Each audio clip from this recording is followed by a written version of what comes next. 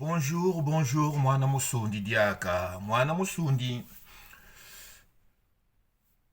un gros rappel. L'histoire sur l'égyptologie, erronée sur tous les plans. Aucun des historiens africains ne vous dira la vérité. Oui, depuis la découverte de la pierre de Rosette, tout le travail a été saccagé.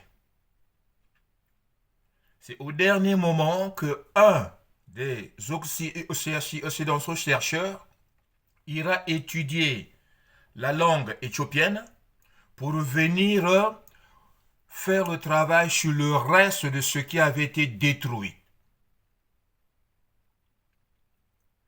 Qui va nous raconter l'histoire de l'Égypte de façon claire, de façon réelle, loin de la mythologie.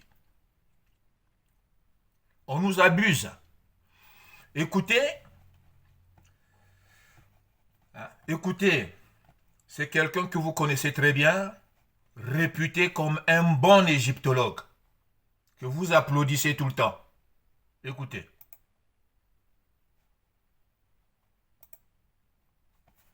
Ah, ça tarde à venir. Vous allez suivre. Vous le connaissez bien. Mais un bon harangueur, quoi. Purée. Oh là là. La technologie Malusua. Nous sommes très éloignés. Voilà. Là. Parce que la ville de Rome existait déjà, tout ça existait déjà, avec Écoute. les palais, avec tout ça. Et ce sont les Européens, lorsqu'ils sont arrivés en Italie. Parce que la ville de Rome existait déjà, tout ça existait déjà, avec les palais, avec tout ça. Et ce sont les Étrusques qui mangeaient couché.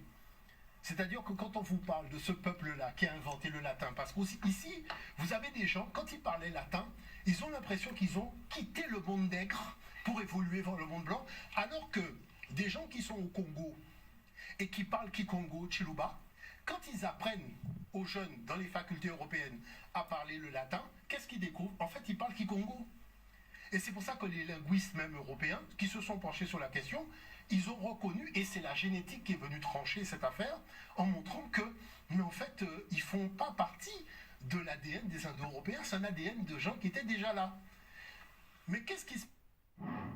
Vous avez suivi? Je vais reprendre ça, mais en insistant sur les points qui nous intéressent. été inventé par les Européens lorsqu'ils sont arrivés en Italie.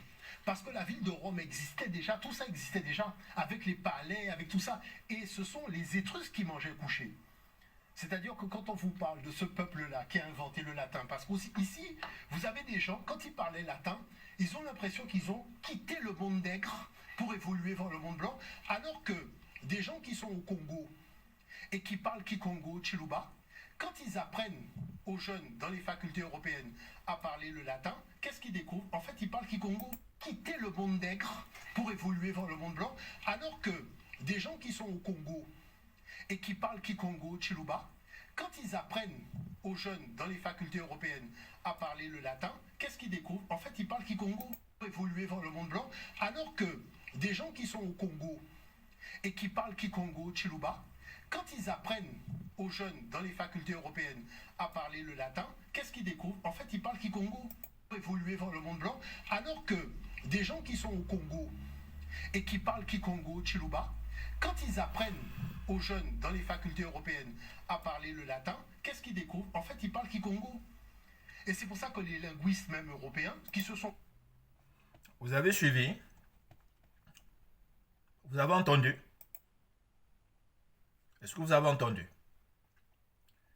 Si vous avez bien entendu, analysez bien. C'est pour vous dire quoi?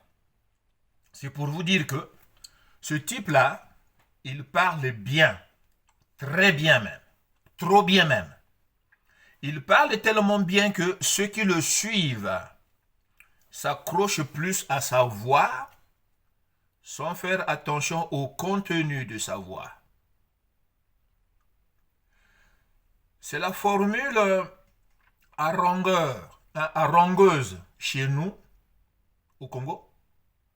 Mafri yi, uba huna, wena meso.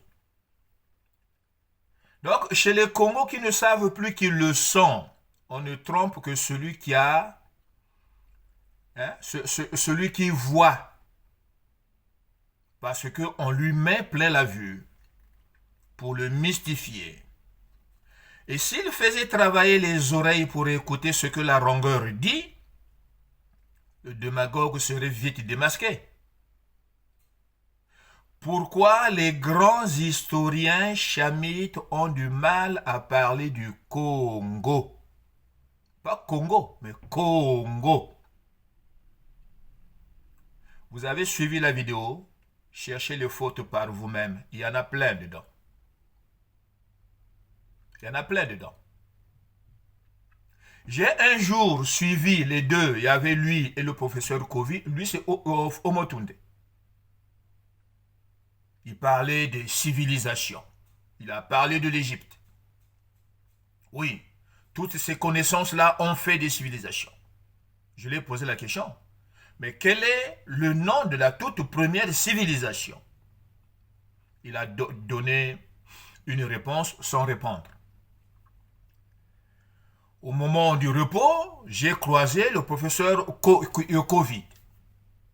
Covid, pas Covid, professeur Covid. Celui qui parle aussi beaucoup là. Je lui ai posé la question ce que signifiait le Congo. Il a dit oui, effectivement, j'étais au Congo là-bas faire une conférence sur ça. Ben oui, j'étais suivi. J'étais entendu. C'est pour ça que je te repose la question ici de vive voix. Que signifie Congo? Il n'a pas su répondre. Derrière lui, il y avait un tableau, léopard. J'ai dit, monsieur Kovi, retournez, regardez. Derrière vous, ce que veut dire Congo. Oui, léopard, oui, le ngo. Mais le ngo, Bankwango. Par abus de langage, c'est devenu Kwango. Mais ceux qui appartenaient à la culture léopard, au totem léopard.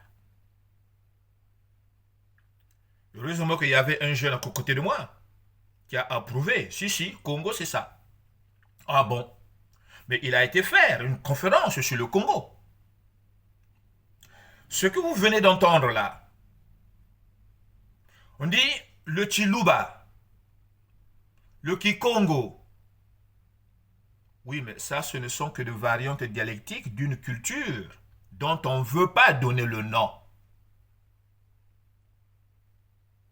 Est-ce que le Kikongo est né avant le latin? Ou c'est le latin qui est né avant le Kikongo? Le Kikongo, c'est une langue qui va naître du Soudan après la chute, longtemps après la chute de l'Égypte. Pour le Kikongo soit dans le Congo avec C, il y a eu des empires qui se sont succédés. L'Égypte pharaonique est tombée, Carthage monte, l'Éthiopie veut récupérer la parure perdue en Égypte. Il y a Méroé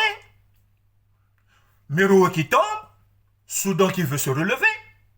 Les Grecs arrivent, sont là déjà.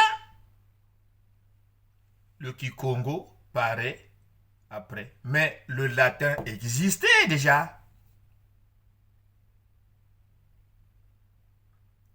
Tout ça pour ne pas parler, mentionner ce nom Congo, qui est la première civilisation dans laquelle est sorti le concept, le nom monde. Lorsqu'on parle des pharaons, depuis la première Égypte jusqu'à la dernière Égypte, c'est pour mentionner ou mettre en évidence le système politique qui se sont succédés. Mais non. Dans la première Égypte, d'abord, il y en a eu combien? Il y en a eu plusieurs. Mais la première Égypte, celle des Misri, on ne disait pas pharaon. Le système royal était le système d'Ouma. D'où palmier d'Ouma d'Égypte. Et c'est dans ce palmier-là qu'est sortie la croix oncée qui a ensuite été modifiée. Vous voyez, la mythologie, une richesse hallucinante qui peut se transformer, qu'on peut transformer comme on veut. C'est ça la mythologie. Hein? Mais les Balouba qui parlent Chiluba, et ceux qui parlent Kikongo, ils sont quoi ensemble? Les Balouba sont des Congos. Mais ceux qui parlent Kikongo sont des Congos. Pourquoi on ne parle jamais du Congo avec K? C'est pour ça que je vous dis, les détails Congo dans la Bible. Tout ça pour ne pas faire l'apologie de la Bible. En même temps, on casse la vérité sur l'histoire de la première civilisation. Et comme la Bible renferme les détails de cette première civilisation, il faut aussi noyer la Bible. Moi, je vous dis détails Congo dans la Bible. Détails Congo dans la Bible.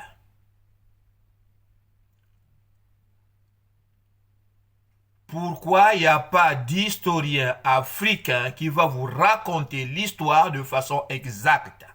Qu'est-ce que le Congo? Aucun historien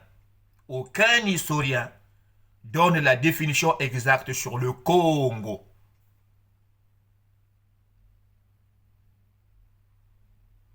Le Congo avec C, c'est un pays, deux pays fabriqués par les colons.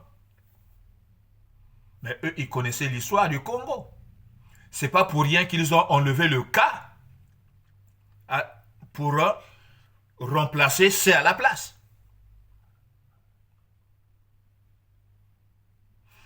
Mwana Musundi. L'histoire, je vais vous remettre la vidéo. Vous allez encore écouter.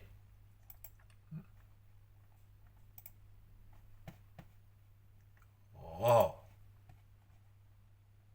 Voilà. Écoutez. L'Italie. Parce que la ville de Rome existait déjà, tout ça existait déjà. Intéressant, hein?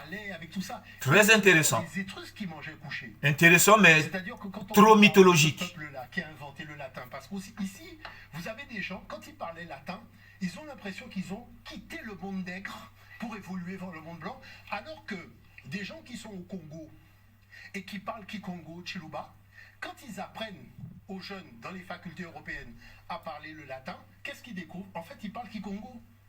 Et c'est pour ça que les linguistes même européens qui se sont penchés sur la question, ils ont reconnu, et c'est la génétique qui est venue trancher cette affaire, en montrant que, mais en fait, ils font pas partie de l'ADN des Indo-Européens, c'est un ADN de gens qui étaient déjà là. Mais qu'est-ce qui se... Vous avez suivi? Est-ce que vous avez entendu? Il parle bien, trop bien. Il maîtrise la langue française.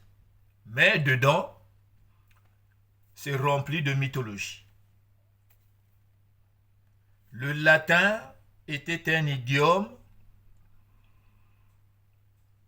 de la langue Congo. Le latin était un idiome de la langue Congo. Non pas Kikongo. Le latin est une langue morte. Pourquoi on l'a tuée? Ou si elle est morte de façon naturelle. Pourquoi? Parce qu'elle renfermait beaucoup de mots Congo. C'est ce que je retrouve même dans le dictionnaire Plurilarousse. un de mes grands frères qui m'a même aidé, qui m'a envoyé cette vidéo. Il a dit, le verbe hâter, hâter le pas, vient du dialectique Congo. Ratakulu, presser le pas. Ratakulu, ratalutambi. Vous voyez? Il a aussi approuvé ce que je dis, intime. Comme disent les Vili. Montre intime. Hein? Les choses qu'on a dans le cœur. Une personne comporte dans son cœur. Intime. Avec intime. Hein? Tout ça, ce sont des variantes linguistiques de la culture de la grande langue Congo, Ndingango. Kikongo, Congo, Ndingango. La langue du léopard, qui est sortie de Lingala, qui était un des dialectes de l'araméen, la langue universelle. Voilà. Mwana Musundi. Détail Congo dans la Bible.